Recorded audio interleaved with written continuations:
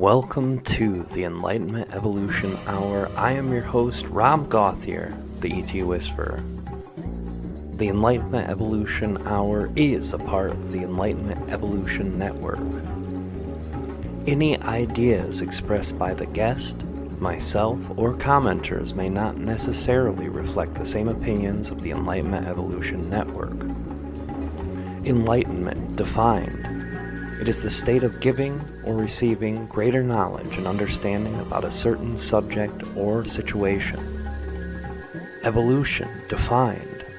The gradual development of something, especially from a simple to more complex form.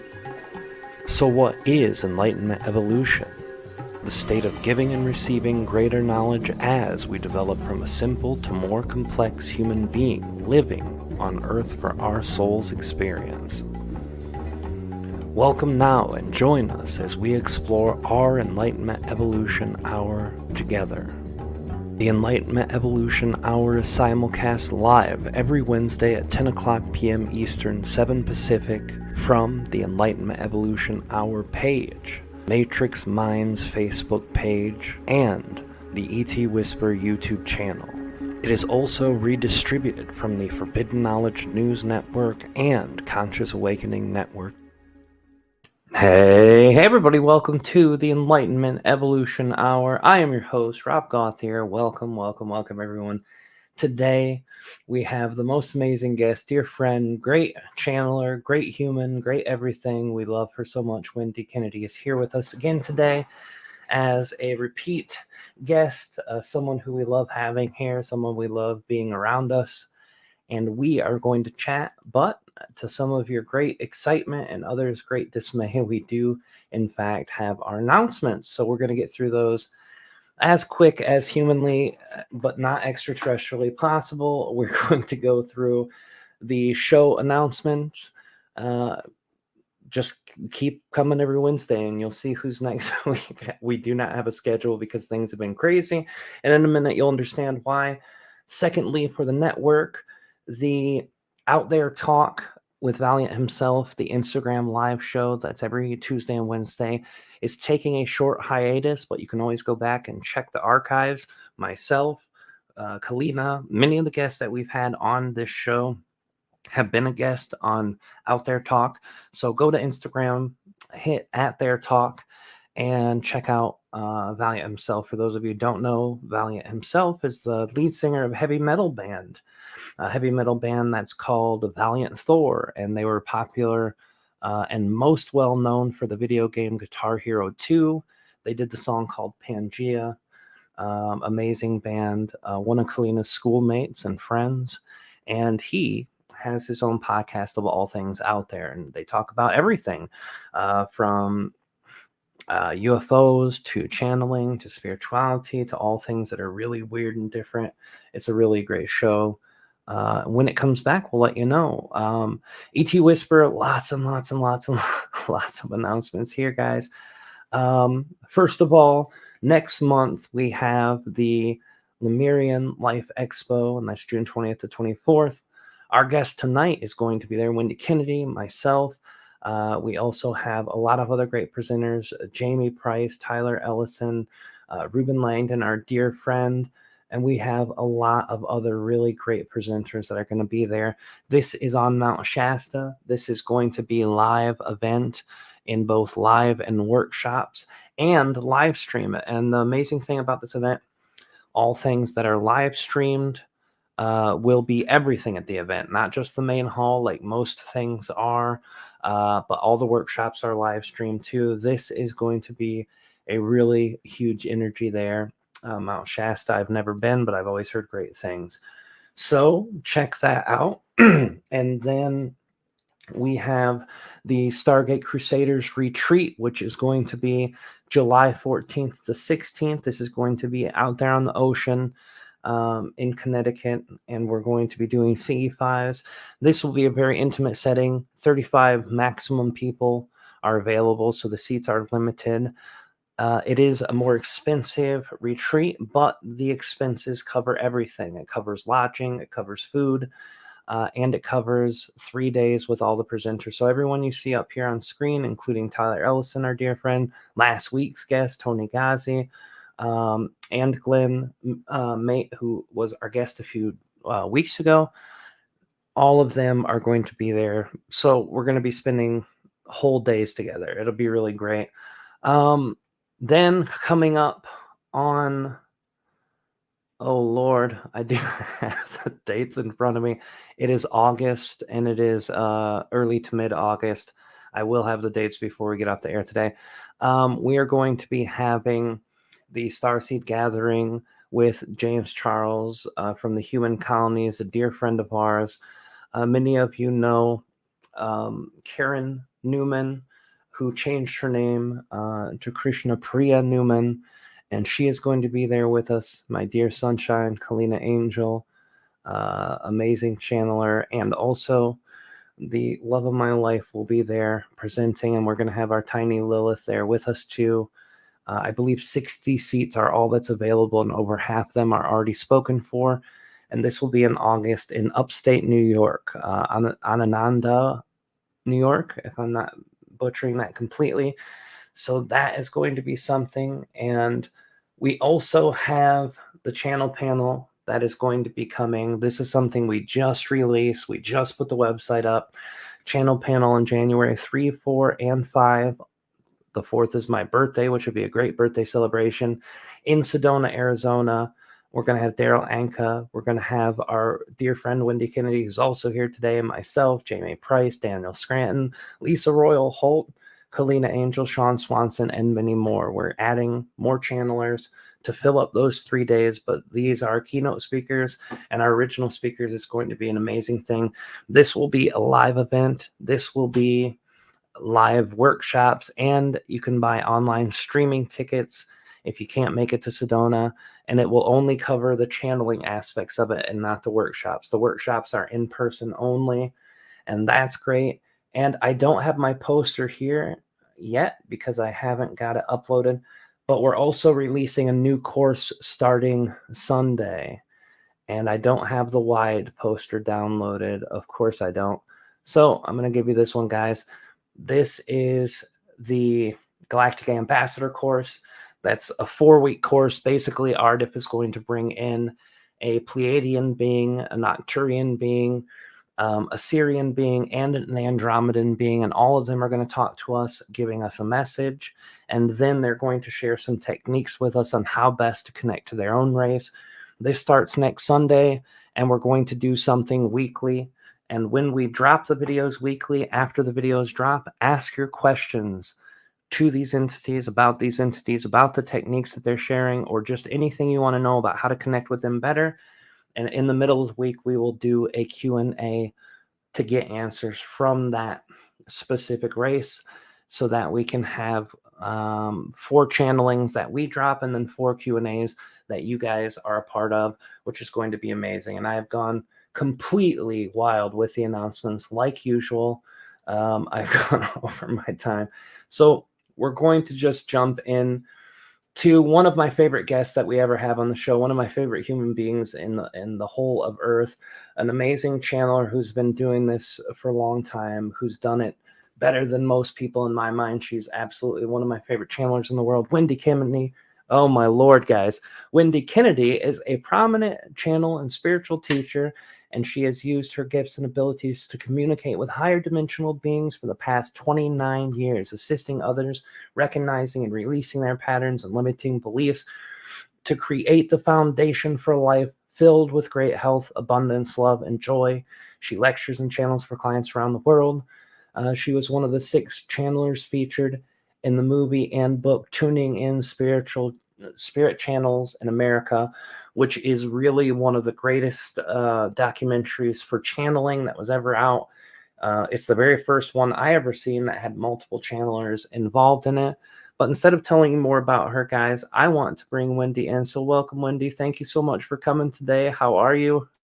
Hello, hello, my friend. I'm well. Thank you. You are very busy. You have a lot going on there. Yeah, a little crazy. And life is a lesson, right? So one thing I learned is when you go to do events that aren't your own events, that you shouldn't pile them on top of each other 3 months in a row, because it begins to be hard to get all of the sharing out and advertising for those events without beating the people who watch your material, listen to your material, who follow the social medias that you do. So sometimes I feel like I'm beating everyone over the head with it, but I know everyone who joins us enjoys the channeling, and I'm sure that they understand. But that's something I'm not going to do next year. I'm going to give myself at least a month in between everything, unless we're doing our own stuff. But yeah, live and learn, right? No, I always like to think people like to know what's going on, so I try to think of it that way. I know I like to see when I know people might send out a lot of emails, but it's information that I want to know about. That's why I'm subscribed. So I try to think about it that way. Yeah, that's very true. And I'm fortunate enough to have a bunch of great people who always tell me, whenever I say, hey, join our email list, even in the audience today, the Adam Twister, he's always come and said, hey guys, he does not beat you over the head with them. He releases them in a good way. And I appreciate that.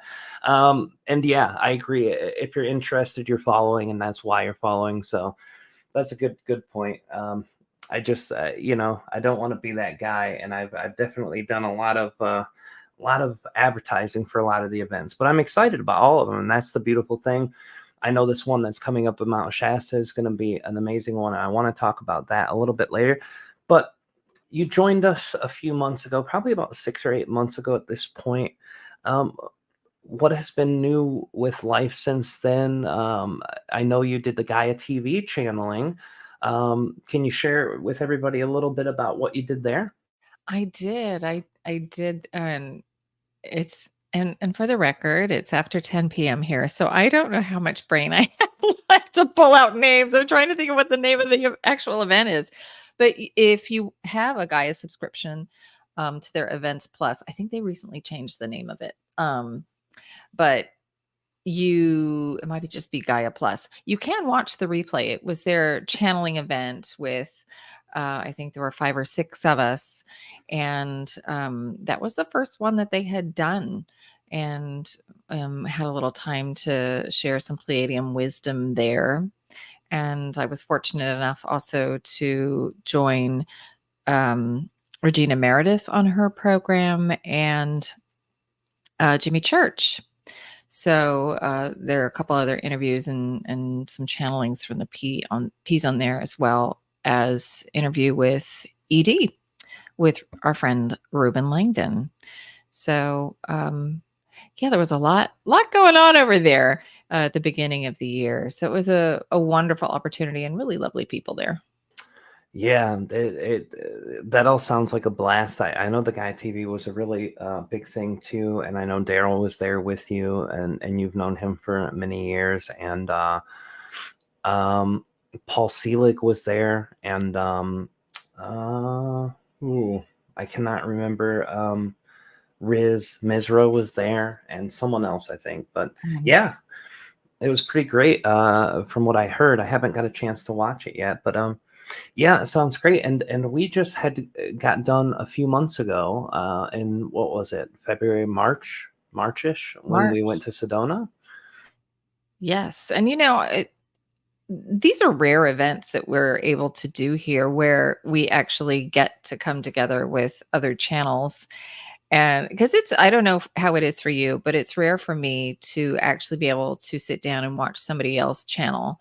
And I think very early on for me, I didn't do it because I didn't want to be influenced. And now it's nice to be able to do that, because I don't know what's happening with a lot of other channels. So to be able to sit down and talk shop a little bit with people who are doing the same kind of thing is pretty special. So we were able to do that in Sedona. Yeah, and I released a video on my YouTube to everyone to share what happened with us when we were having our dinner with Ruben and Sean, with you helping me, and it's still to this day really affected my channeling. You're one of the channelers, like I said, who look up. You have I've been doing this publicly since 2010, so it's been 14 years, but like you said on your bio, you've been doing it for 29, so it's amazing to see how great you are. I always enjoy that, and I never get to watch other people's channeling on YouTube. Kalina watches it, and sometimes I'll catch her watching it and sit down with her and watch some. But for the most part, we just don't have time, or don't have ability. And then when I get my free time, I usually tend to push channeling away a little bit so I can kind of recenter back on Earth a little. But being there at the event, I agree, it was great, to be able to see you channel and Sean. And I hadn't seen either of you guys since 2017, which was nice. But the experience we had, you and the Pleiadians helped me with a part of my channeling that has always been a bit of a burden, not in the sense for my experience and not for the sense of me personally, but when I'm doing events, when I'm doing interviews, when I'm doing even channeling at home for other people, there's an awkwardness to having everyone to wait for 10 minutes. And while I kind of get into that zone, and you helped me snap right into it. And the very next day, I was able to go on stage and channel, which was really great. And I really appreciated that. What it, it, I haven't asked you this since, but what was the guidance that you had? Was it just the Pleiadian saying, "Hey, we know how to help Rob here," or was it your instinct or intuition? How did that work? No, they were chatting with me, which doesn't happen all that often where they're really, I won't say intrusive, but where they're really insistent and they kept saying, "You can help him, go help him. We wanna help him, let's go." Oh, I'm like, "Okay."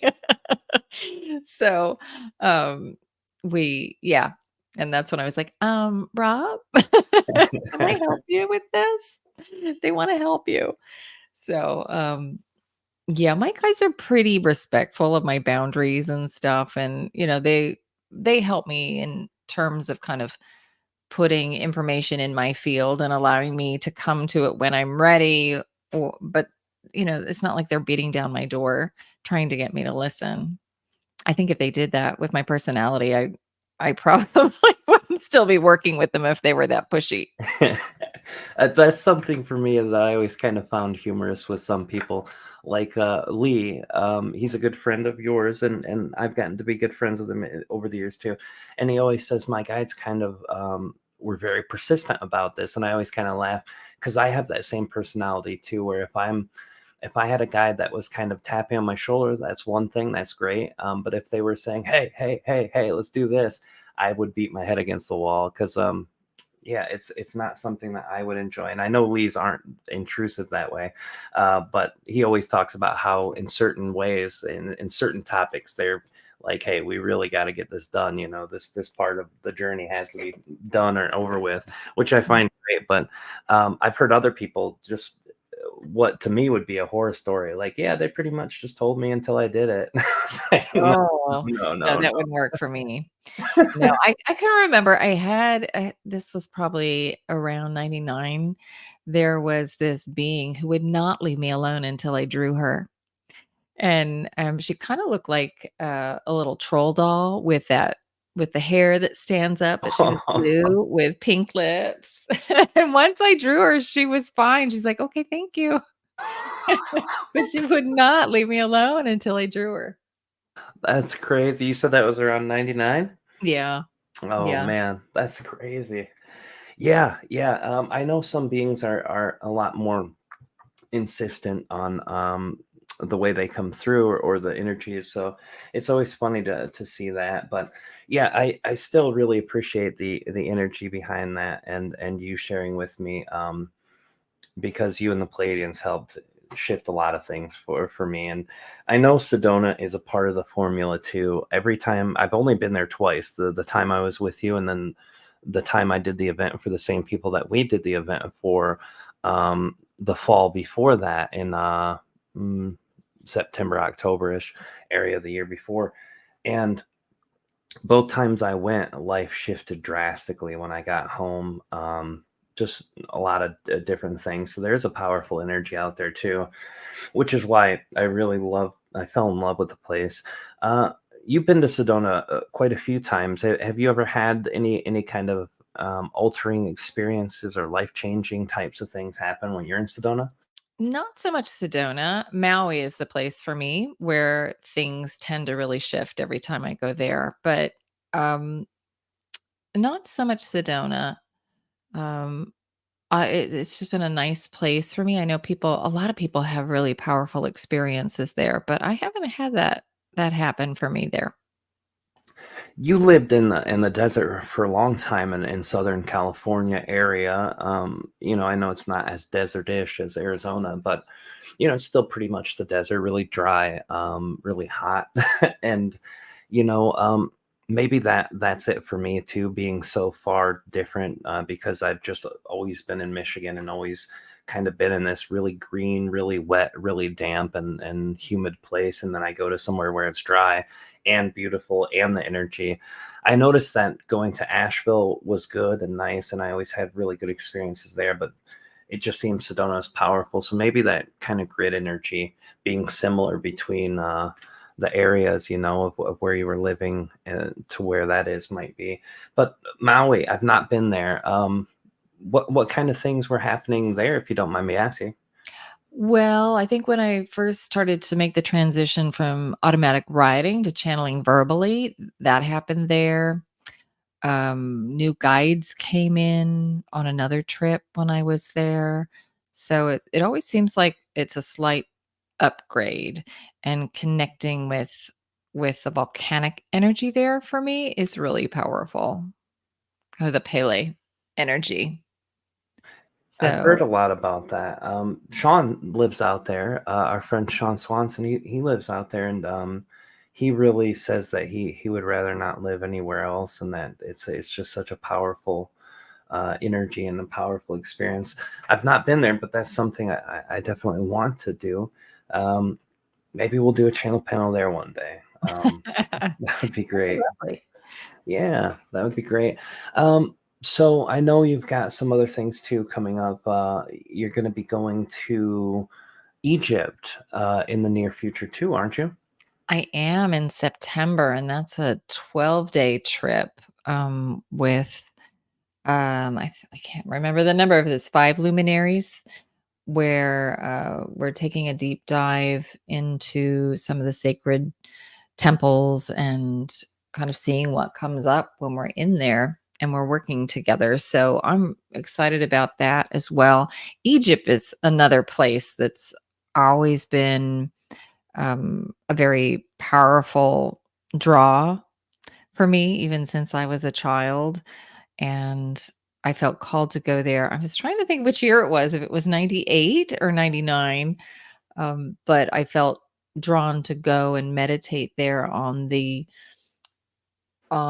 fall equinox. And so I'm going to be back around that time. And I think it's 25 years. And it Ooh. feels like a completion. I began something at that point, and I have a lot of memories of Atlantis. And after Atlantis fell, that's where I went and I took my records and I left them there. So I think there's some stuff about kind of coming back around and opening up more records and that kind of thing. So um, it's interesting how things kind of unfold. And I think that's one of the things about this journey. And if you'd asked me 35 years ago if I'd be doing this, no. What's that? But I there was always a pull, and I just followed that pull, and I heeded the call. And that's how it was when I went in 99, when I felt like I need to go. I know this it's kind of crazy, but I'm going to go. And at the time um I my two close friends, they were also channeling, and one was going to be in Portugal, the other one was in Chicago, so we were all meditating at the same time, and it felt really important, and it felt connected to past life stuff. And so sometimes we do things and we don't really understand what it means in kind of the big picture, how we might be tying up loose ends from other lifetimes, but it's that deep call. And I've I've listened to that, I've followed that, and it's taken me on a very interesting journey. That's amazing. I really respect the groups of people who are able to do that, do simultaneous meditations, especially if you're doing an intimate friend group and doing it from across the world. We had a guest on a few weeks ago, about a month and a half ago, who said that her and her friend who lives across the other side of the world, in Australia, they both do meditations all the time, sometimes without knowing that they're doing it. And then when they get done, they reach out to each other and they're like, "Oh my God, I just got done meditating too," which is kind of great. So, can you tell us then maybe a little bit about the Atlantean thing? Because I know topics like this, Lemuria, Mu, First Earth inhabitants, Anunnaki. I mean, you can put up pretty much any of those words, and you have such different perspectives from channelers and channeled material. What have you understood about Atlantis and kind of what the Pleiadians have shared with you or through you about that? That there were several Atlantean civilizations that rose and fell. So what we think of as Atlantis is just the last one. We don't really think about the previous high versions of that. And we kind of they talk about the game of dissension that we're playing. So Atlantis, we came down. Each civilization was not quite as high as the previous one, and they've said that there were cataclysmic things that were coming, but the Atlanteans made it worse, because they tried to activate. Well, they tried to do a lot of things, and the civilization itself, because the individuals were focused on the betterment of their lives instead of the collective, that it was it was doomed. And it was kind of a trial run for what we're going through right now. And we have the support right now of the band of energy that we're moving through in space, where there's a lot of photonic energy, a high vibrational energy that we're getting support from. It makes it easier for us to access higher frequencies and to go through this ascension process. So the Atlanteans, they had the opportunity to kind of work with that, but they didn't have that support at the higher level. And we learned a lot through the experience, and now we're putting into practice what we learned in those lifetimes, and we're kind of cleaning house what we're still holding on to, the fears, the worries, the challenges. And it was not all that different than what we're experiencing here and now. They had slightly higher technology, they had a slightly greater awareness of their extraterrestrial connections. And in fact, my memories and what the P's have also talked about is some of who we describe as the Anunnaki were on Mars at the time, and we had direct communication and interaction with them. So they had that awareness, they had high technology, but it didn't serve them in the end. And so when it fell, they went out in 12 different directions with their records, because they knew there would come a time where the information would be needed again, and so they were safeguarding it. And a lot of the Aboriginal cultures carry that energy. Wow, that's powerful, and that makes sense too. I know the Aboriginal lore, the verbal traditions that are handed down through the generations are absolutely fascinating. I haven't studied them deeply, but the surface level things that I've heard come from that makes sense. And something you said too brought up my mind. I'm not sure. Have you ever heard of this idea called a mud flood or the Great Reset? That people talk about. Human civilization that has occurred throughout time, and apparently if you go to some of the older buildings, especially those in Europe and even some here in North America, like the old courthouses, the things that look architecturally much different than the new houses and the new buildings that have been thrown up in the last 100 years, They say that if you go underneath them, that sometimes there's almost 2 stories of buildings left, and there's a theory that there were floods that created a mudslide and destroyed human civilization. That it restarts over again, every couple thousand years, every couple hundred years, and that's kind of like a going theory I've heard.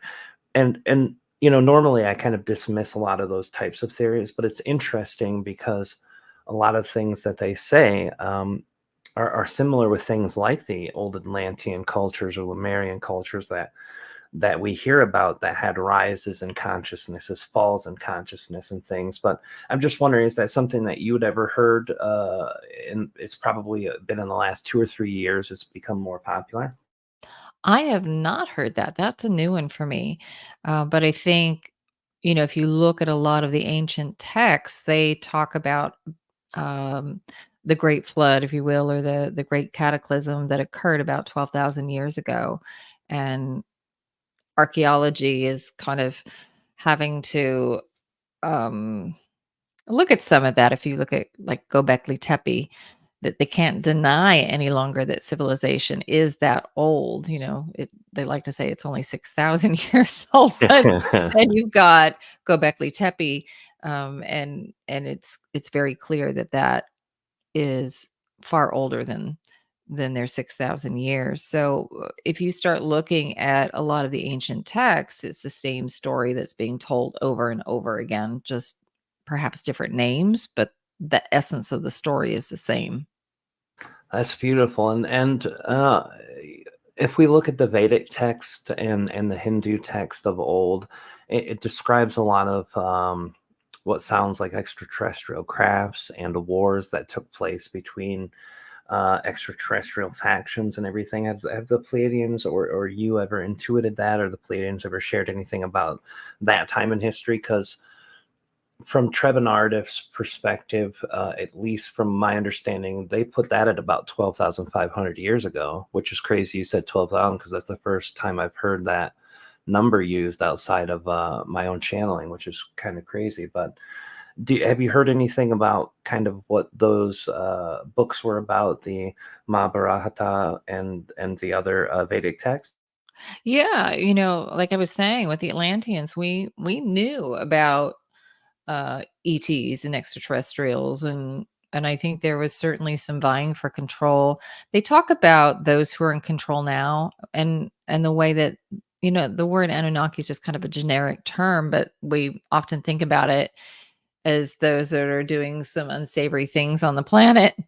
But that particular sect of beings, um, the guides talk about them waiting until Atlantis fell and taking advantage of some of the Atlanteans and giving them kind of some bad advice.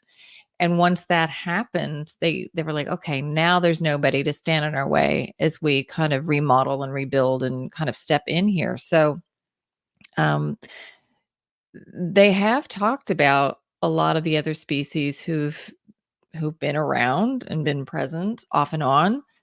Um, and I think, and there's I'm trying to think of where it is, if it's in India where the glass is um that has been heated. It looks like a nuclear bomb has gone off. Yeah, I think it is So, somewhere in India. you Yeah. know, um, they certainly had scalar technology in their ships and things like that.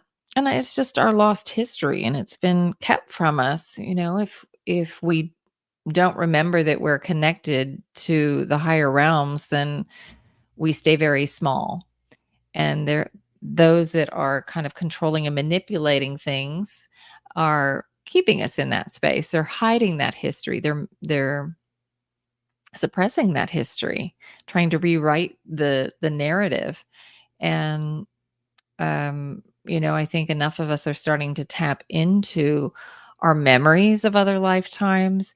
More is being discovered in the archaeological record that supports those far older timelines, that you can't keep up with the story for too much longer.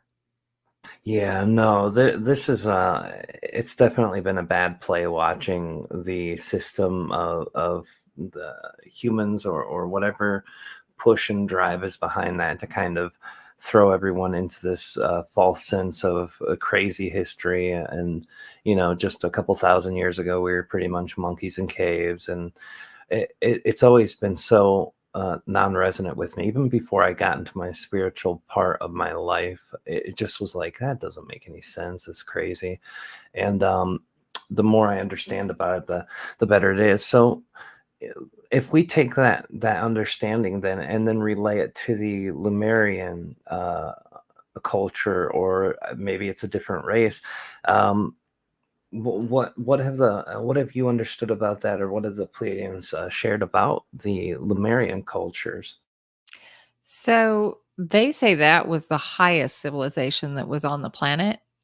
And it was one of the first as we came down into density. There were beings from the Lyra system that said, yeah, I'll go to Earth and I'll incarnate into um, a denser body. And actually, at the beginning, they transformed their bodies into density. Just the way we're going up, they came down. So they made their bodies more solid. And they came down in density. And there was a lot of abuse of spiritual technology as that happened. So the way the guides often describe it and why it's not as talked about as Atlantis is because we have to kind of heal in a backwards way.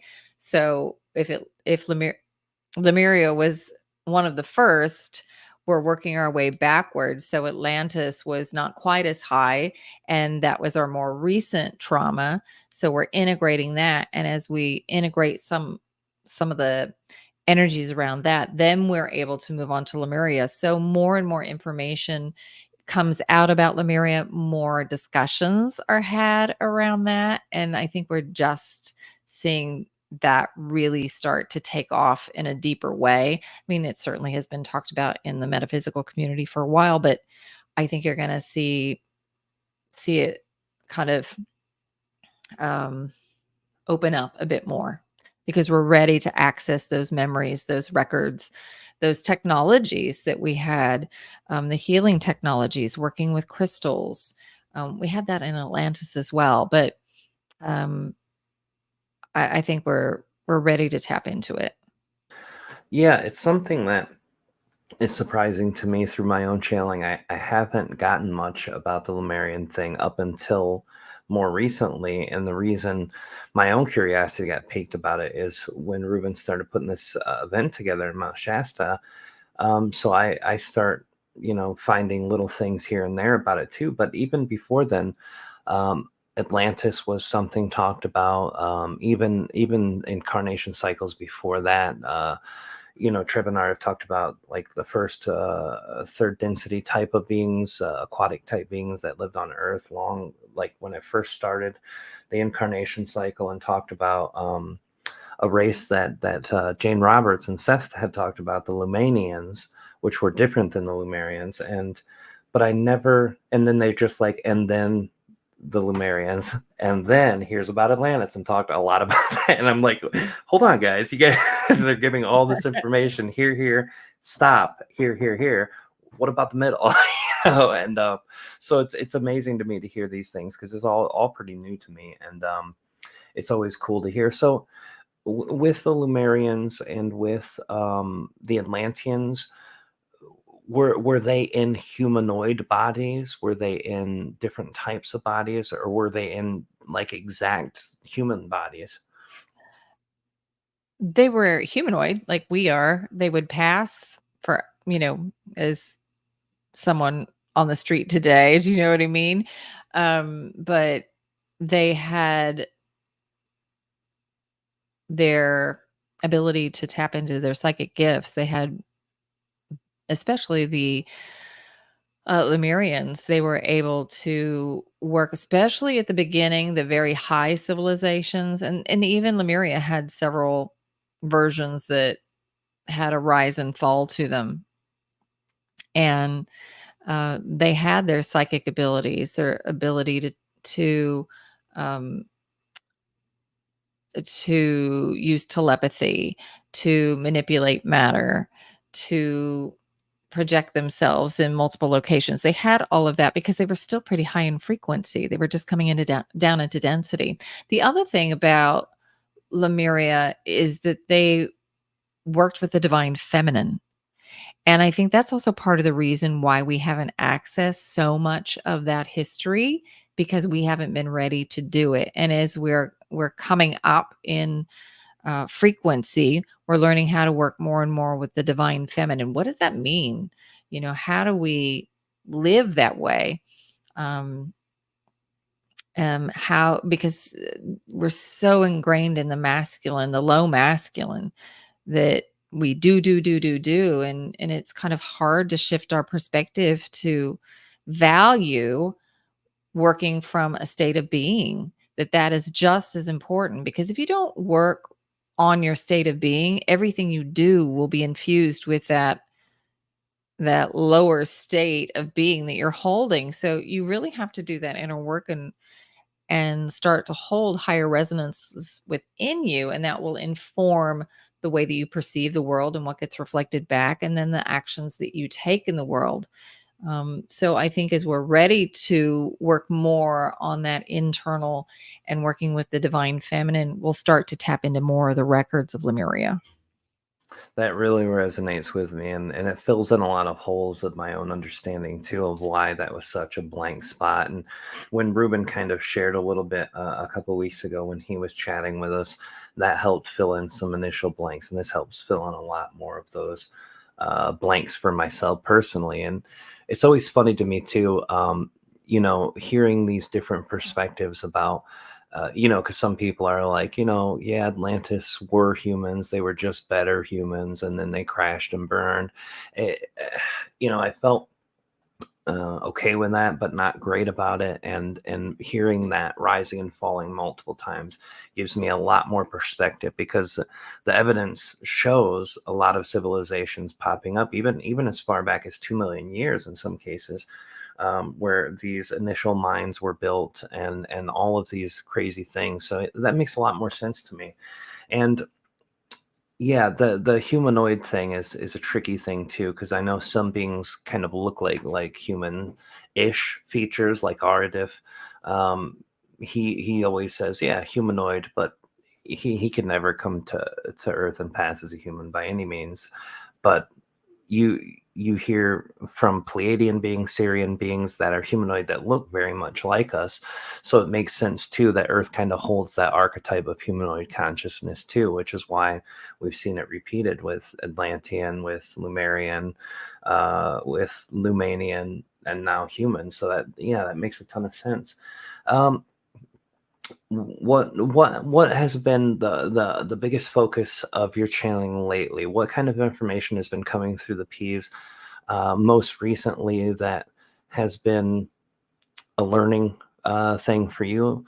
I know as channelers, we don't always learn when we hear channeling, because sometimes people are asking questions that we already know, or a repeat of topic maybe that is shared. But what types of thing are you really learning now from them?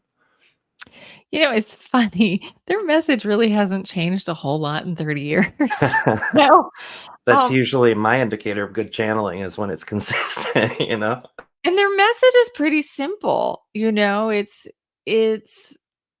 the process of ascension isn't complicated. There are only two things you have to do. You have to ground and you have to heart center. And if you do those two things, everything else takes care of itself. So I think, it's just these little tiny nuggets that I get where they'll say something in just a slightly different way. And I'm like, "Ooh, that's slightly different." And it kind of expands the my perception just a little bit. So there's nothing that's been outrageous lately. I think at the very beginning they talked more about big picture stuff. They talked more about galactic archetypes and kind of the game that we're playing now. And I think at the time in the mid 90s, early aughts, it was a time where we needed to kind of open our perspective to bigger stuff. And then once we did that, it was kind of like, okay, great. Now it's time to come back to reality. What's going on in your life and what do you want to manifest? So their message lately is really one of empowerment and to challenge people to really think about what it is that they want and then to start taking responsibility for their frequency and establishing some sort of practice where you're checking in to see where you're vibrating. And it really is a coping skill and a life skill I think that everybody needs right now because there's just so much craziness going on and it's very easy to tap into that energy that you have to really monitor your energy or you get swept up in it. If you're not claiming your frequency, somebody else is really happy to claim it for you. So, Yeah, uh, damn. Yeah, that's deep. if you're not claiming it, somebody else is going to use it. So, I think that's a huge part of their message. And the thing that has surprised me, I think the most is the language of light and the activations and the energy that I feel coming through those. That's really increased. And um and the impact that that has on people. I never really know. Uh, when you do this work, you just set the intention that you're as clear as you can possibly be, and that the information that comes through is of the highest benefit for everybody. And I never really know if how it resonates with people, and in some ways, it's not my business because I've had people come back and go, "Oh, when I had somebody do a private session, and they were coming back for a second reading a year later. And she said, well, the first reading, I got off the phone and I thought, oh, well, I didn't like that. And I go, "We're back." And then she said she listened to it again 6 months later and she's like, oh. And then she listened to it a few months after that and she's like, okay, wow, I got answers to everything that I asked. I just couldn't hear it in the moment. And I think that was such a good experience for me because it taught me that it really is none of my business if they like it or not. It's what they needed in the moment, even if they don't know it, even if I don't know it. And I've learned to really trust in that. But it's interesting to get the feedback with the language of light and how potent it is for people, something that is so seemingly simple. So for me, that's been kind of a big revelation. Um, Not so much some of the specifics that the guides might share about what's happening here or there, because honestly, it's a lot of stuff they've been talking about for probably about 25 years.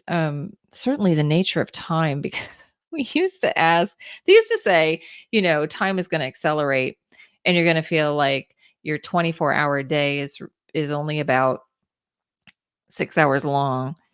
And I would say, well, what is that like? And now they say, we told you that 25 years ago. And you say, what is it like? You tell us, you're living it. How does it feel? You know? And I think it's very true. There's so much data and so much information coming at us on a daily basis that it can be overwhelming. And the day it just goes like that. Yeah, I've never felt that way, and I know my parents used to always say the older you get, the quicker time goes by to some degree, but I would have never expected a 5 or 10 year shift to be so drastically different, and that resonates too with me about that time speeding up because the energy of everything is so much more intense too, and that's why I Yeah. really love what you said about if you don't claim your energy, someone will. Because holy shit, there are so many people right now who just are trying to grab your attention at every moment with a video or an internet thing or the news. Holy moly, I can't even be around a news broadcast anymore. It's just such an intense thing. And when we were younger, in the 80s and early 90s, just things were so much more subtle and slowed down. Yeah. And now the consciousness is just flying by. The kids that are growing up in this are just, when they're well adjusted and loved and nurtured, they're just insanely growing spiritually. Even if they're not spiritual people, the nature of their person is so much more spiritual. Kindness, love, respect. Um, and unfortunately, when we see the imbalance in those younger kids, then that shows up real fast too. And it's like, yeah, it's definitely a whirlwind now. And I really appreciate that the piece of in sharing that. And something I personally will tell you from my own reflection. I've said this for a long time, that Wendy Kennedy, as much as I love light language in general, from a lot of people I know who do it, that yours is my favorite by a long shot. There's just something about it that Great. feels so great, and the technical nature of it too. As someone who enjoys, like when I met your brother, you shared that he was a linguist, that he listens to and that he speaks multiple languages, and I speak none, but I can hear them really well. Um, a lot of people who have very thick accents from parts of the world that are normally not exposed to people in America, I can talk to them the first time and understand everything, and other people might struggle with that. So to hear the technical nature of the channeling too is what fascinated me and hooked me in to feel into it. And then after feeling into it, it's like, holy moly. I think you did a light language last time you were on, maybe you didn't, but it was amazing. In Sedona, um, yeah, I was blown away. It's always powerful to hear it through the internet, but to hear it in person and to watch you do it in person, it's fascinating. I love it. Oh, well, thank you. You said something, and I wanted to kind of backtrack just a little bit about seeing stuff and how quickly things show up. And that's something that guides have been talking about just by design, that when we experience things in such a compressed amount of time, we see it where, before when things move slower, we missed a lot. And I think everything is just kind of exponentially progressing right now. So, I think we're in for an interesting ride over the next couple years.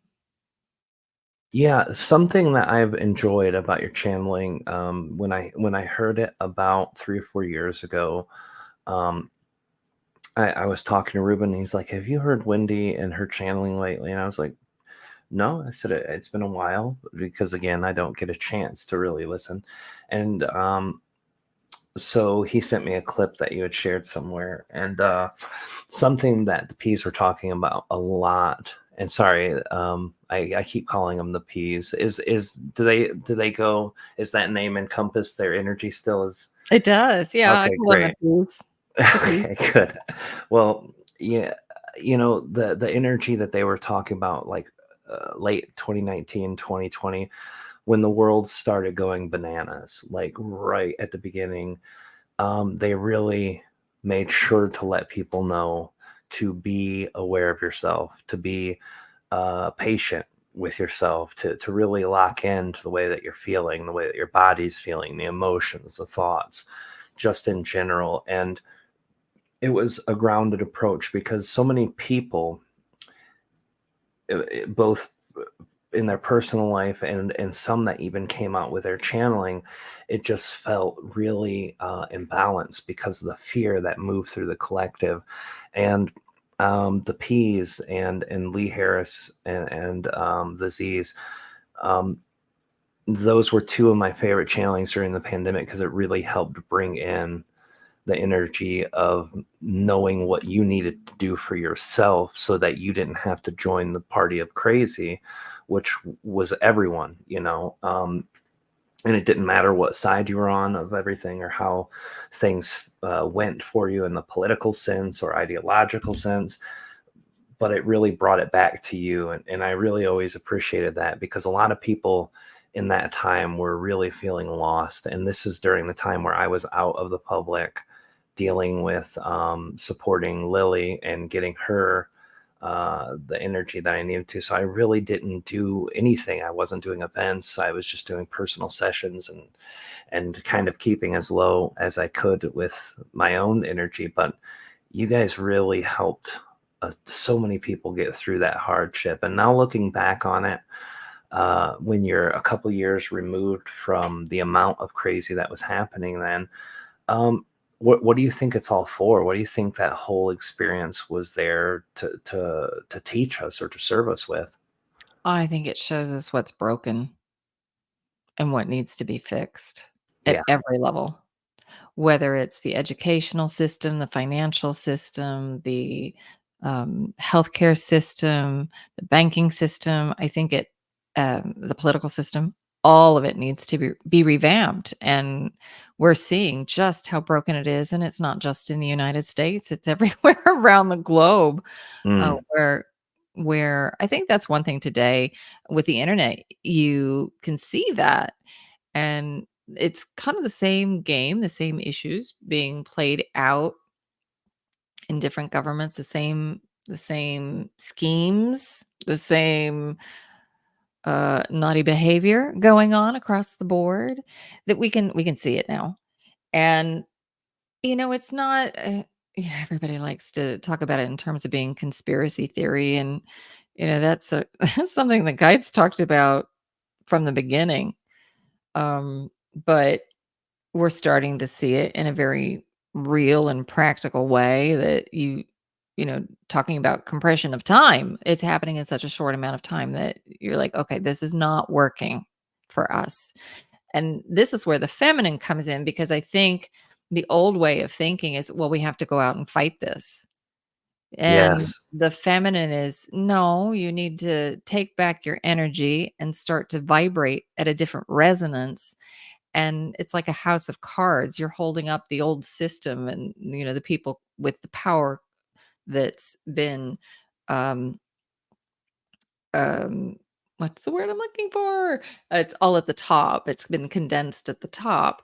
You know, your energy is, you haven't been claiming it. They've claimed it and they've used it. And so now you start removing your energy and putting your focus into the things you want to build, the new ways of being, the new frequencies that you want to work with, and that whole house of cards comes crashing down. So, the guides say it really is, it doesn't take that many of us, and it's not going to take as long as we think it might take. We just have to start claiming our energy, and they're really big about focusing on frequency rather than form in the process of manifestation. And I think that's very different than what most people will hear when somebody starts talking about manifestation and how to work with energy. And they're pretty adamant about it. And that's because where we're going, we don't have the physical references. We don't have those archetypes yet. And so we're building them, and we have to build them from frequency, because if we're looking for a specific image, that's an image that we're taking from the old limiting box. So we have to think outside of the box. And the way that we do that is with frequency. So we have the idea of the energies that we want to move towards. And as we start to hold those energies in our own field and we start to pulse that out, then the universe can create the forms. And if you're focused on the subtle energies, then you can recognize it when that form shows up, to say, that thing, it didn't look like maybe the image I might have imagined. And by the way, you can use imagery. You can't be attached to it. You can say, okay, well, it could look something like this, but maybe not. And I'm open to the maybe not. And when it shows back up, you follow that. And that's kind of where we started here when I was talking about following that call. There's something about the vibration of the experience that you feel drawn to. You say, okay, well, I've been focusing on the subtle energy. I've been embodying it for all this time and saying, okay, I want something that's peaceful. I want to have a life that's filled with abundance and joy and connection. And so when that shows up, if you've been embodying that and feeling it, you recognize it because you spent so much time in that subtle energy. And so it feels natural and feels good. And so you'll step out and engage with it. And, that's where we're headed.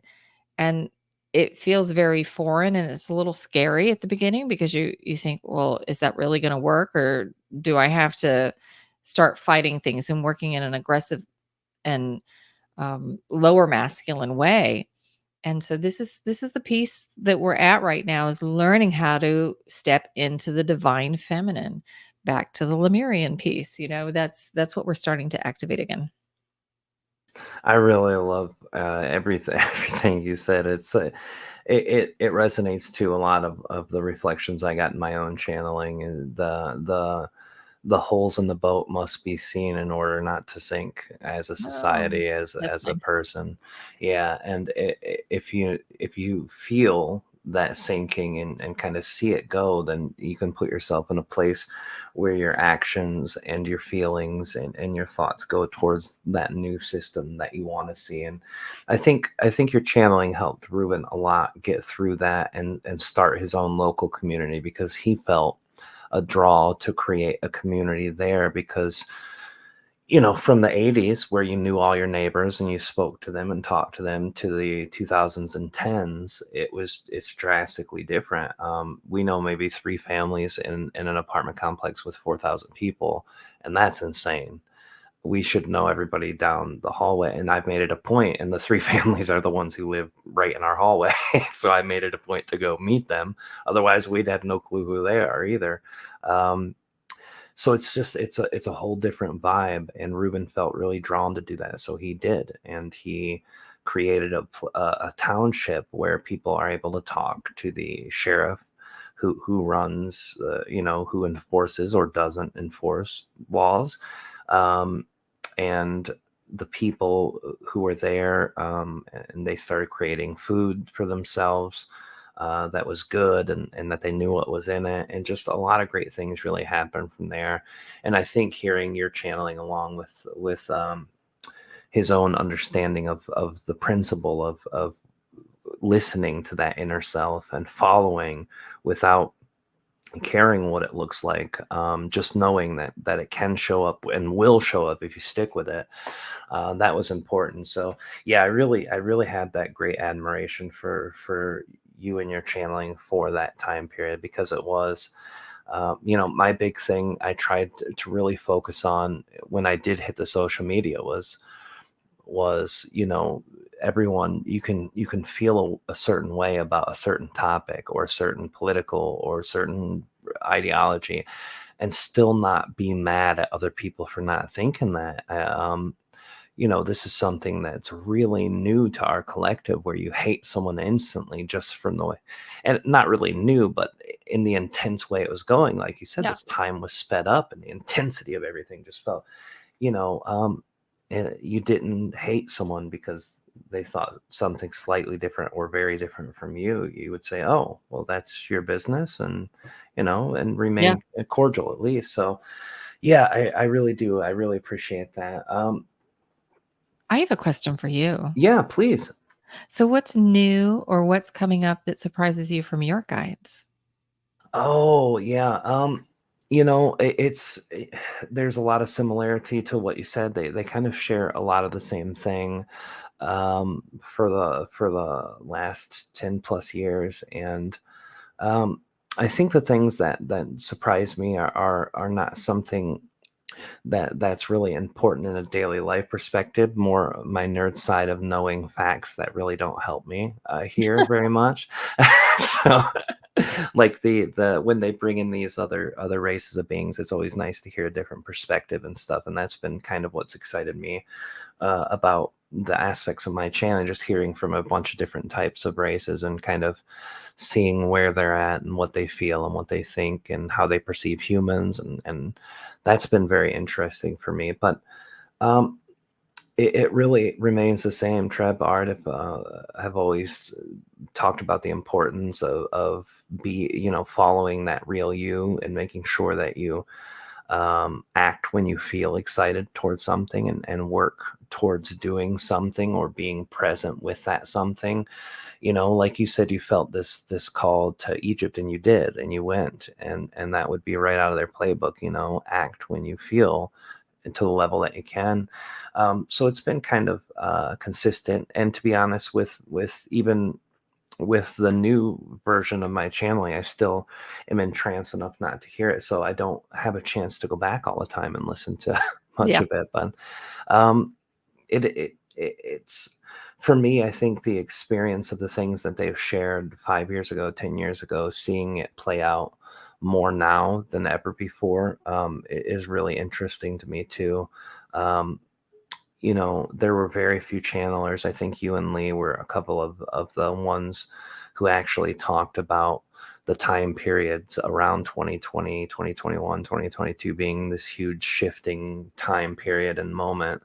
And it was funny because when I heard that in both of your channeling, you were the only two channelers I'd ever heard say that at least 5 years before that time period. Um, None of us knew what was happening. We just knew something was coming, and to see that unfold, back in 2011 or 12, I think is the first time Trev talked about. They they explained it differently, of course. The channeling always does, and they explained it as like a 2012 was coming up, so everyone was stoked on that. And they're like, well, 2012 is just the middle of the cycle. You get 9 years before it, 9 years after it, and that's where a huge shift in the collective goes. And then you look at 2003 to 2021, and you're like, yep, yeah, that makes sense. So it was just it was really nice to see that. And I think the reflections that I get back from people, like you said, that it really isn't our business how other people take it, but to always hear from people who have had great shifts from things that were said or great insights, it's always nice to hear that too. And that's kind of been a lot of where my own self with the channeling is. In general, which is amazing. And I'm glad we had a chance to talk. And I'm glad we're outside the structure, because this is something actually people have always asked me. What do two channelers talk about when they're together, or what do a group of channelers when we took our picture at the channel panel in 2015 when we were all having dinner. And I said, not always about channeling, but we talk about life and the way that the channeling affects our life, the things we're learning about it, and all of that stuff. Um, and the great thing about tonight is this is actually a call that we would have even if we didn't have the microphones hooked up, which is great. I love it. Yeah, I'm really interested to see what will play out in the next 2 years. They call, the piece call this period from 2019 to 2026 frequency wars. So, and they have made some predictions, and they never make predictions. Um, Really? yeah, well, and that's because they spent a lot of time talking about the nature of time and how timelines don't really exist. It just depends on the now moment that your consciousness is standing on. But they say right now it's very strong probability that we have ET interaction in a very direct way at the collective level in Whoa. 2026. And I'm like, okay, this will be really interesting. So I'm curious to see how that all plays out because, like I said, they don't normally do that. So That's great though. That's very close. I've heard some channelers talk about the next year or two. I think when someone asked Trevor Art if that, they said that it could be as soon as 3 or 4 years, but in some timelines where humans are a bit more stubborn as we can be, and just don't want to do the changes yeah. collectively, it could be a 25 year, 30-year thing. But yeah, that's interesting. So what is the frequency war concept? Is it kind of seeing what we've already seen play out, where people would rather you be afraid of everything and kind of fearful of your neighbor instead of living life and being happy type war? It's really about those that have been controlling and manipulating reality for thousands of years that, there's a real push to control the frequency of our thoughts, of our emotions, and of our physical body. And so we're really seeing that play out at every level. The way that stories are spun, the way that our emotions are played upon to get us to behave in particular ways as a collective. So we're really starting to see it. And there is an ET component to that. It's not just humans, there is an ET piece there. But, you know, they talk about it in a way where they say, we're not telling you this to freak you out or to scare you. We want you to take your power back. We want you to see what's been going on. And the ET piece, I think people have a lot of fear about connecting to beings in higher realms, like, oh, they must have better information than I have for myself, or I'm going to be manipulated. And as above, so below. So any fears that we have working human to human will play out interdimensionally as well. So as we start to heal that at the human level and we own our power, then it's not easy to be manipulated interdimensionally. Something will resonate within us as, oh, this doesn't feel right. And Something's off. Yeah. we don't have to take, I don't have to take action on that. That is not in resonance with my reality. So, they just point this out to remind us of our divine nature and to empower us. So they talk a lot about that. There's a free lecture that they gave. I can't remember if it was 2020, 2021. And they had been wanting me to do it for months. And I kept hearing the title, and finally I was like, okay, we can do it. The title? Frequency Wars. Yeah. Oh, nice. That was the name of the event. So it's a free event. It's a free lecture that they gave. So that's on the website if anybody really wants to I'll hear that. find the link and put that in the chat because I'm interested in hearing that. That sounds fascinating. So, but we can see it now because it's in such a compressed format. You can see what's broken so that we can say, okay, now what do we want instead? That doesn't work. Let's find something new. Well, to me, it's crazy because I've always been, I don't even know really the word. I've always been hesitant to believe anything that comes through news agencies or social medias or even social groups. I'm like, is there an agenda that's behind it? And part of that always made me feel like I was just being a bit bitter, and the life I had lived before going into my spiritual one was one that you had to be careful with who you trusted. Like physical danger would be bestowed on you if you weren't. You could be stolen from, hurt, beat up, stole, any of the, or worse. And so it was a different world. So I always kind of beat myself up a little, like, am I just being paranoid about it? But you see it now so clearly, at least I do. You hear something on the news, and it can be on a left leaning or right leaning thing, and they're like, hey, this is happening here. And you're like, no, that's never happened ever because I watched it live and that was not even close to what happened. You know what I mean? Even the live reports that were coming in said 100% the opposite of everything you're telling me right now. And those subtle ones, the subtle lies that are told, people come out with videos. Hey, this is what actually happened. See it for yourself, which technology has helped increase people's awareness because now when something happens, unlike in the 1980s where the camera crews had to be, tens of thousands of dollars of camera and $100,000 of broadcasting equipment, you can live stream from your cell phone now. Right. So it's helped tremendously, but I feel that very strong now. And so many people I know, when they see a news story or something that this greater collective really wants you to invest in and believe in, it's just like, no, I'm not doing that. I'm not playing that game. I'm not thinking about playing that game. And I don't even want to hear it right now. You know what I mean? Right. Well, it's that truth with a small t, you know, it's always colored by perspective. The guides say, you can have 100 people watch an event and you're going to have 100 different stories of what went down. And our memory is basically the story that we want to hang on to, the little bits and pieces. They say if we actually went back and watched that moment again, we'd be shocked that our memory probably wouldn't match the event at all. We say, oh my God, I didn't even see that the first time, or oh wow, that's not the story that I carried forward with me. So, they say truth is always colored by perspective, and you have to kind of check in to say, is this in alignment with me? Because there are very few things that are kind of hard and fast, black and white.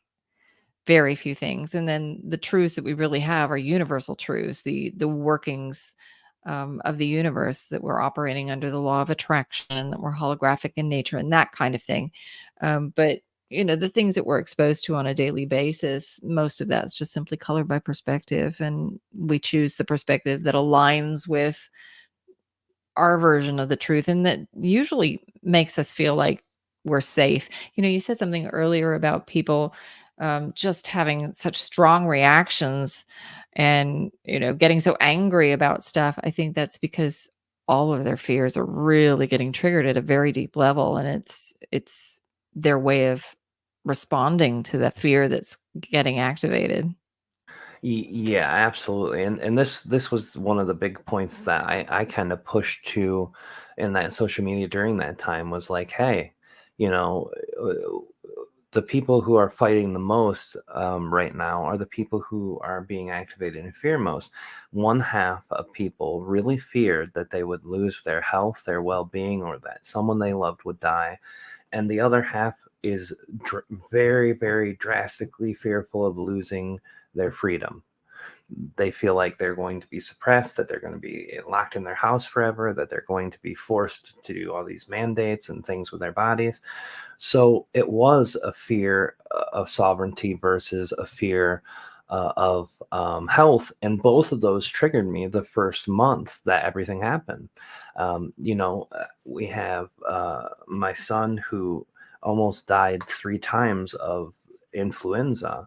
One of them was a swine flu, and holy moly, that was bad. The first year swine flu hit the US in like 2007, 6, 8 ish, almost killed. It felt like I was going to die, but it literally almost killed him. So I'm sitting there going, oh my God, a respiratory virus that could kill my kid. So that fear struck me very strong. And then I hear the word lockdowns, and Michigan was one of the 3 states that was the most heavily locked down. And I was like, oh, hell no.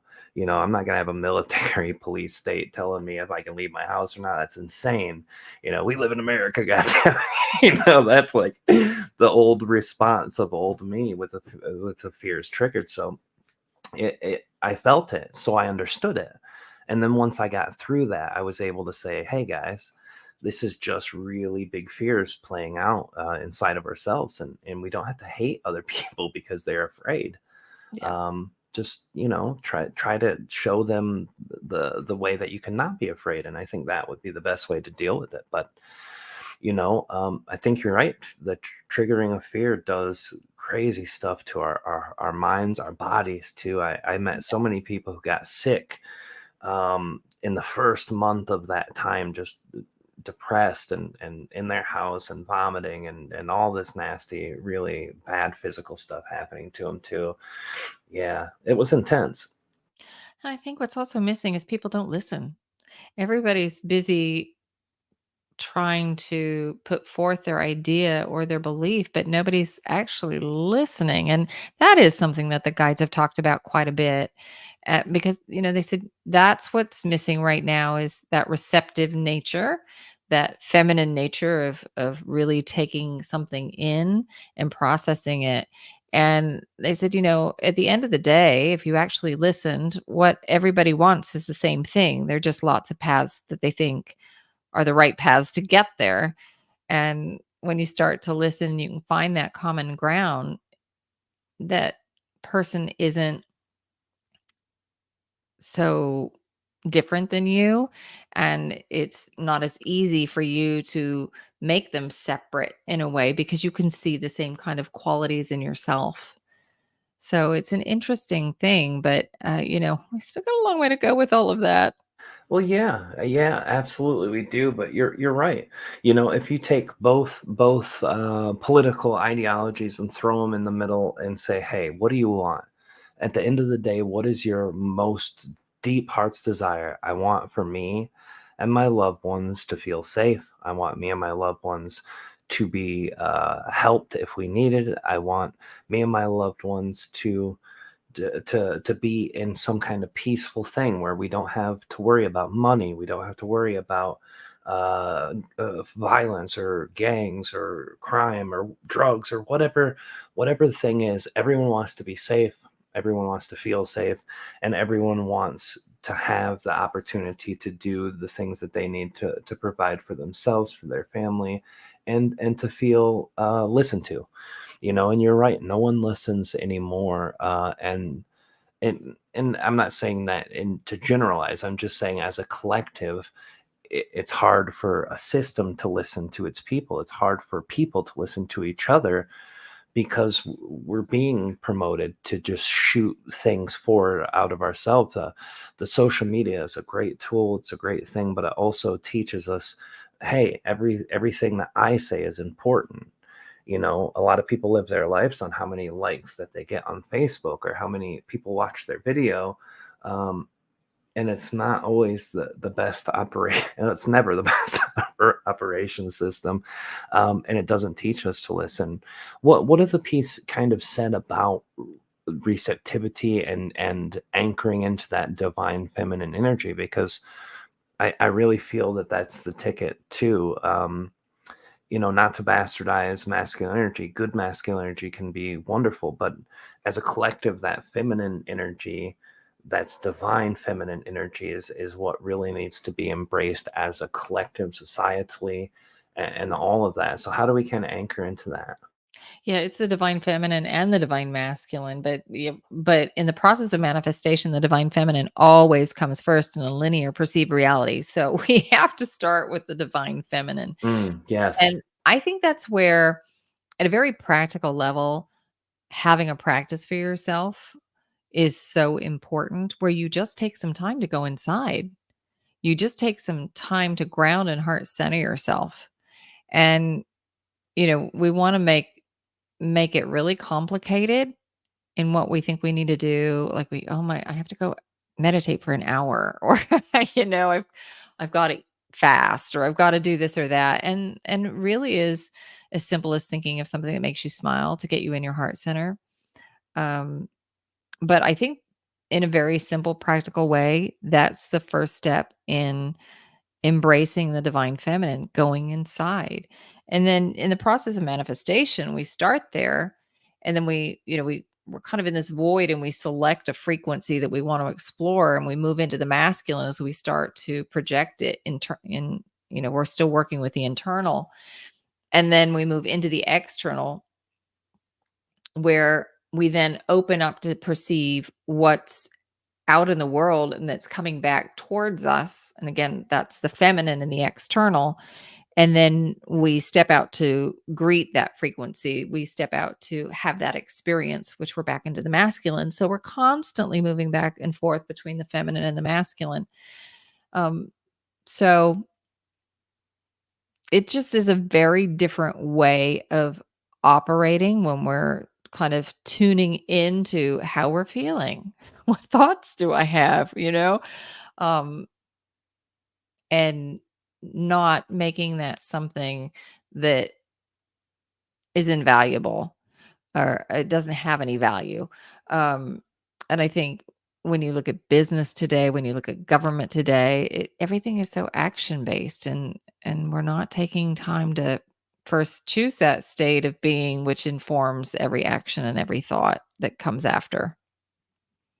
That's beautifully put. I really resonate with that. I think the energy that we've been taught in that doing and acting and doing it a lot of time without emotional mental processing, just doing it because we feel we need to. It doesn't really drive us forward. It drives our body forward in the action. It drives the set of circumstances for whatever we have to fix or do in that moment that we feel we have to do. But there's so much to be said about the receptivity energy, the feeling energy, the intuition energy, all which is that feminine aspect of it too. And I wanted to ask you too, real quick, Wendy. I'm on your website. Do you know what area that Frequency Wars is in, or what tab it might be in?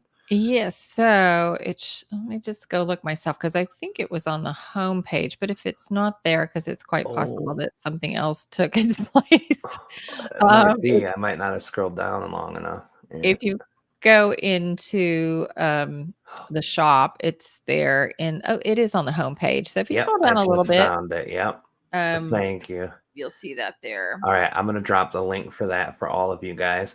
Wendy, I could talk to you for hours. I love you as a person. I think you're great, and as a channeler, you're one of the best living on the planet today, in my own opinion and heart. But we're getting close to time. We're about 5 minutes out from 90 minutes, and I wanted to get an opportunity for people to know too what you're going to be doing at the Lemurian Life Expo that we're both going to be joining next month. It's actually only about 4 weeks away. Holy moly. What do you plan on doing there? So we have the main stage presentation where I don't know exactly what the piece are going to talk about.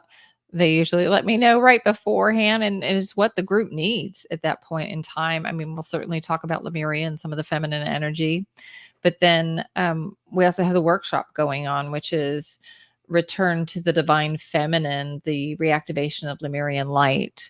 So that's kind of a cross between a channeled presentation and some activations. So the guides are going to talk more about some of the Lemurian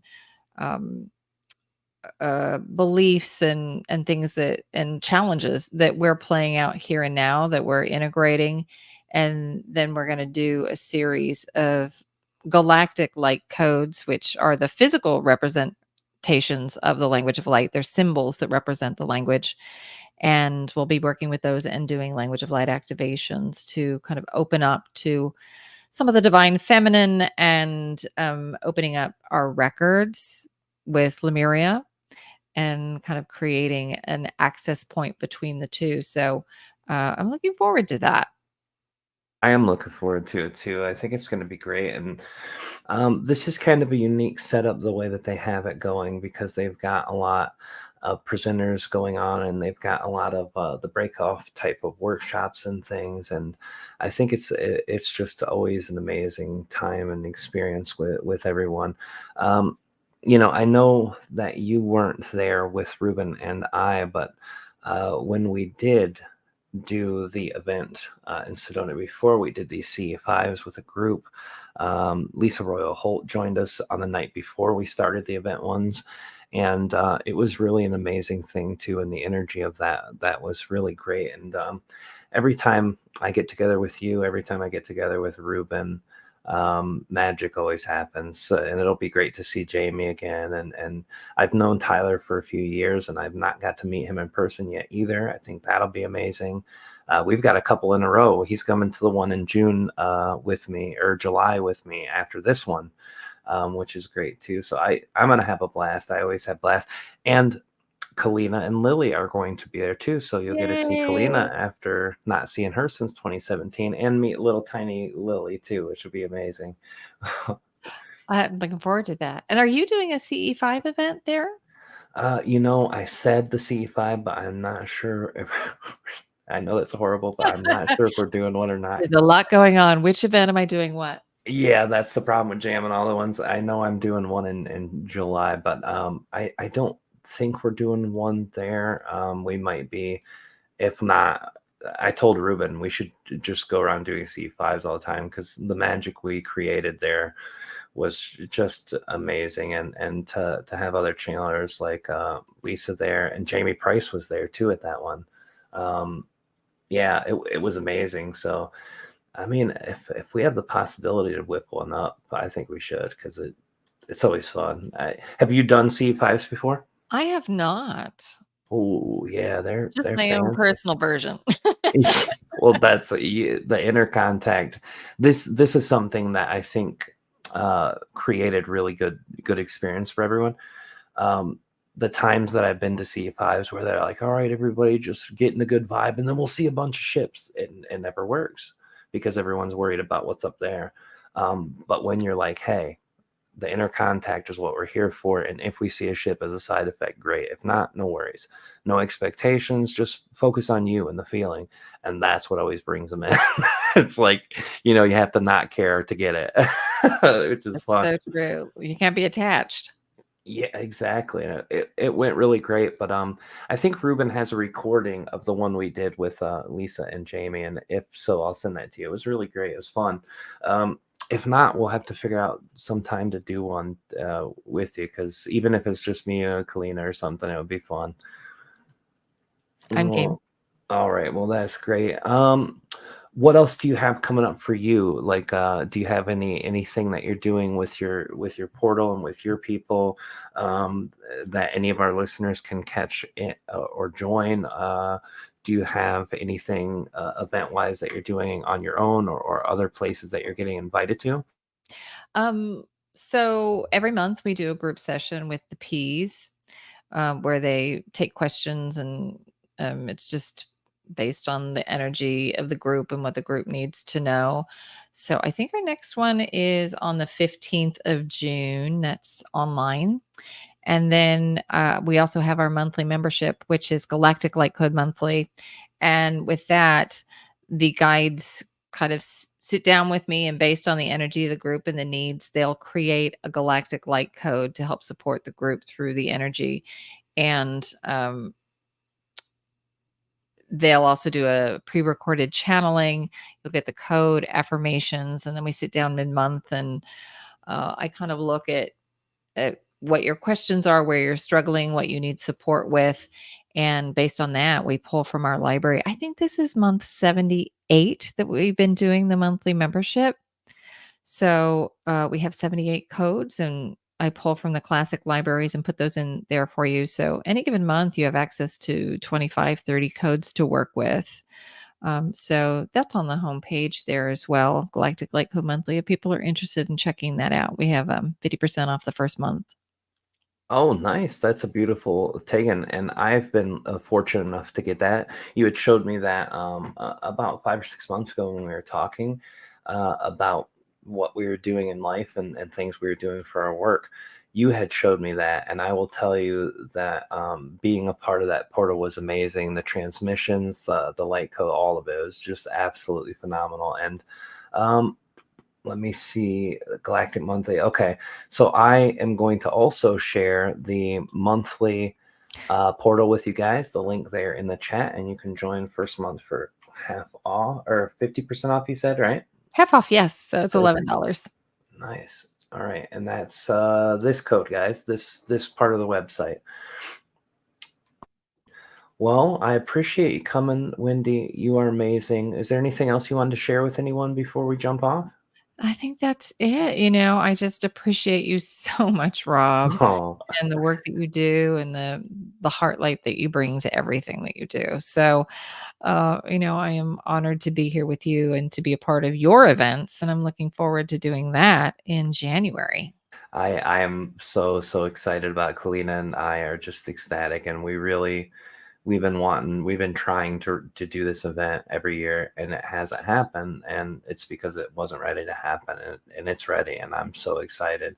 To do a channel panel without calling you as one of my first phone calls is, yeah, I always have to call you because I really love you and appreciate you as a human channeler at everything. So thank you for being here, Wendy, and thank you for being an amazing example of channeling, and an amazing example of a human heart that wants to share this information with people. I think everyone who knows you, everyone who's heard channeling understands, but even people who might not have bumped into your work, who are new to channeling, when they hear you, when they feel you, when they connect with you, and all the information that you've shared throughout the years, it's golden. It's insane. I actually watched um the first documentary you're in, Tuning In, about 2 years ago, because the guy who created the first one did a sequel, and I was part of that. And so I watched the first one, and I was like, God, this information is just as useful and relevant now as it was when they made that. And I think you guys did that in like 2010ish or so, or I think 2008. before that, I think I filmed in 2007 or 8, because it was another year before it came out. So it was pretty early on. Yeah, that might have been when I bumped into it probably first, is because that's when I first started going to the route of channeling, and starting to share my channeling publicly. So it might, the reason that 2010 probably sticks. But yeah, it was beautiful. And again, I appreciate you coming on. I appreciate you doing what you do. And thank you so much for being here tonight with all of us. Everyone really has enjoyed the conversation. And Kalina says, we absolutely love you, Wendy. And you Oh, know that. She I always love tells you you to. all. Well, thank you so much, Wendy. And thank all of you guys so much for being here tonight. The chat was lit. All of you guys are excited, talking, communicating, and being a community. And I really love that about you guys. I appreciate all of you for being here. Come join us next Wednesday at 10 o'clock p.m. Eastern, 7 Pacific for the Enlightenment Evolution Hour. As your host, Rob, I am always here on Wednesday, and I will see all of you guys next week on the other side. I love you guys, and have a great week. Bye, guys.